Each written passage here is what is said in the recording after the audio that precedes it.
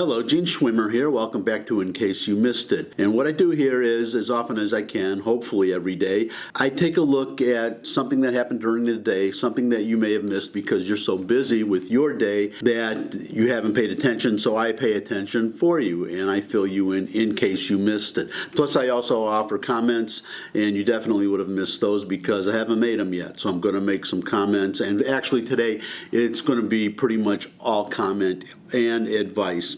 So what I'm going to do is I'm going to offer some advice to our liberal Democratic friends because they don't seem to be doing so well lately. And frankly, it's not my job as a conservative to help Democrats win, but I'm going to offer my advice anyhow because number one, I'm pretty sure they're not going to take it. And number two, I really do feel that no matter how much you may be dedicated to your own party, it is good to switch parties once in a while and let the other party govern. Because when one party stays in power too long, they just don't try anymore, and you start to get corruption, and you start to pay attention to the rent seekers and the big contributors, and you forget about the people who put you there in the first place. It's actually kind of like the Beatles. They were so popular that they got to a point where they could do anything on a stage, and girls would scream, and the people would applaud, and they got to be very bad musicians because the audience would react the same no matter how they did. And that's what could happen to political parties if you stay in power too long. You don't get hungry anymore, and you just feel that you're entitled to your position. And that's actually what happened to the Democratic Party. So that's part of my advice, is that you forgot the people who put you there. And it's not the far left, and it's not the liberals, and it's not the Bernie Sanders supporters, and it's not Black Lives Matter. It's the lunch pail, blue-collar Democrat who doesn't care about social justice, who believes that there are two sexes, not multiple sexes. You look between your legs and you can tell if you're a boy or a girl, and that's your choice, boy or girl. And when you talk to them about intersectionality and feminism and thisism and thatism, you just tune them out. They think you're from another planet. It reminds me back when I was a young guy in Detroit, these many years ago, and the people from the underground newspaper, they would go to the local car factory and they would start preaching and lecturing to the auto workers. The poor slob working on the line just wants to have a beer after work and go home, your Archie Bunker type. They would start lecturing, and that's how the factory workers would look like them. Say, what the hell are these kids talking about? With their pasty white hands, without calluses, and never got dirty doing any manual work. So that's one of your problems. You forgot your base. For instance, we just had the election in Georgia, the 6th district, and I could see the recriminations blaming Nancy Pelosi, for instance, and say, well, if we just get rid of Nancy Pelosi and replace her with somebody else, then Democrats will do better.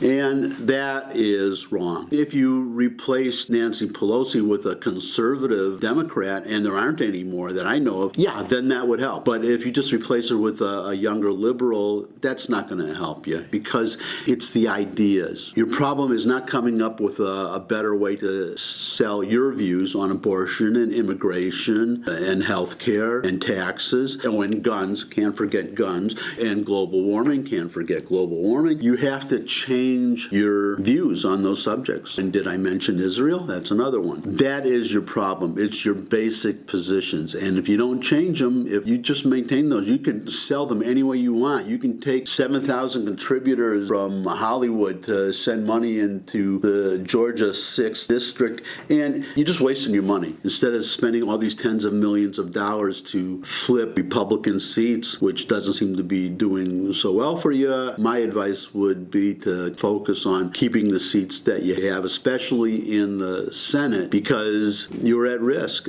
I think you're putting too much emphasis on history. You're saying to yourself, historically, the party in power, the party that has the White House, usually does bad in the midterm election. That's what history history has shown, and it's that way usually, and you're probably calculating, well, typically on average the party that's in power loses X amount of seats, and it's more than you need to retake the House. But if you think back not too far about the Blue Wall, about all these states in the Northwest and the Midwest where Democrats have won again and again and again, literally for decades. A Republican was not supposed to be able to win Wisconsin. Well, you know, a Republican did. Donald Trump did. And talking about the title of this video, in case you missed it, that's something I think you missed. And in fact, you could probably consider Donald Trump to be a Republican version of Barack Obama, somebody with a unique personality and charisma and ability to campaign that allows him to win an election and to get reelected. To give you a little preview of 2024, because I see Trump's chances of being reelected very good.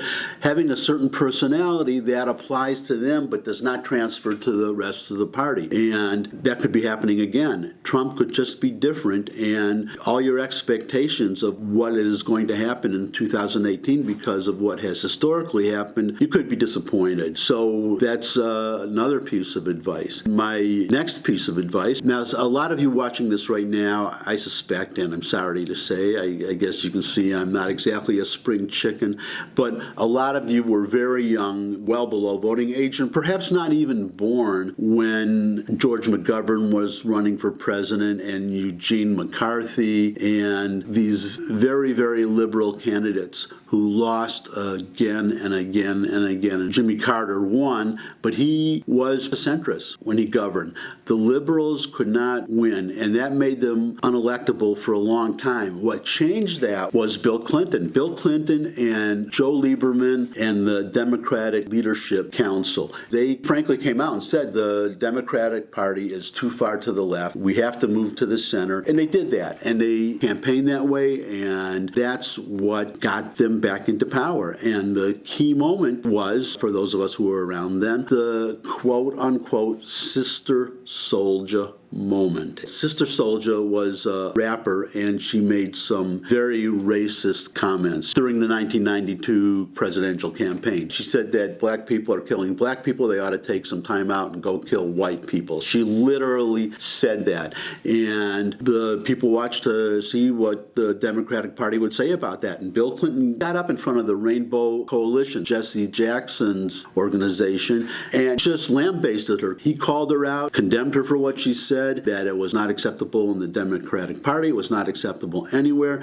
I'm going to link to the video, you could watch it, but that moment, more than any other, this widely televised moment, told the American people that the Democratic Party had changed. And it did, at least until Bill Clinton got elected. And then, as soon as he got into office, he moved left with Hillary Care and tax increases. And the result was, in the very first midterm election, he lost the House and the Senate. And he was faced with Republican Congress, both houses, for the rest of his term. But Bill Clinton handed him this. He is a consummate politician, very self-interested, which is not necessarily a bad thing in a politician if it means that you listen to the people, which is what he did. He realized why he had lost, and suddenly we had welfare reform, and we had support for the police, and we had a capital gains tax cut, and he was easily reelected. And Bill Clinton had a reasonably successful presidency. Now you have his own wife, which is ironic, throwing away everything that Bill Clinton did, everything that Joe Lieberman did, everything that the Democratic Leadership Council did, and they moved far to the left to appeal to the far left of their base. That makes no sense out there. Gender-neutral bathrooms, and suddenly marriage is not between a man and a woman. They just think you're crazy, you Democrats, and they don't want to vote for you. That's a problem, and it's a problem for us conservatives, because someday, just as I said, if Republicans stay in power year after year after year after year, they're going to get corrupt at some point, and we're going to need a Democrat that we can vote for. And if this is the alternative that you're offering, then we're going to be stuck with a corrupt Republican. So how will we know if the Democratic Party has changed? Let's talk about Linda Sarsour. She's very very, very far left. She hates Israel. She supports terrorists. She's a big supporter of Razmia Odeh. She's a convicted terrorist. She was serving a life sentence in Israel for the killing of 2 Israelis and attack on the British consulate.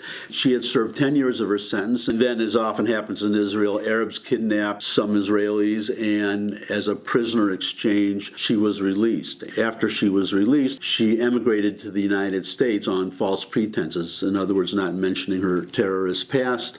That was discovered, and facing years and years and years in prison, she agreed to be deported to Jordan. Linda Sarsour admires this woman, and not only does she admire Razmia Odeh, a large part of the Democratic Party does. She is lionized and praised wherever she goes, and my advice for the Democrats, if you want to show that the Democratic Party has changed and that it has moved to the center, you need a candidate who will do what Bill Clinton did and give us a Linda Sarsour moment. Get up and denounce this woman and say she has no place in the Democratic Party. Her values have no place in the Democratic Party. Her hatred for Israel has no place in the Democratic Party. Her support of the boycott, divest, sanctions movement against Israel has no place in the Democratic Party. When she says about Ayan Hirsi Ali, who was a victim of female genital mutilation, or Bridget Gabriel, who is a Christian Lebanese, who was a victim of Islamist violence in Lebanon as Hezbollah became ascendant there. And Linda Sarsour says about these 2 women that they're not really women, and she wishes that she could take their vaginas away. That's a heroine of the Democratic Party, and we just wait for somebody in the Democratic Party to stand up and denounce her. And I don't mean just somebody rank and file or some official. I mean a presidential candidate.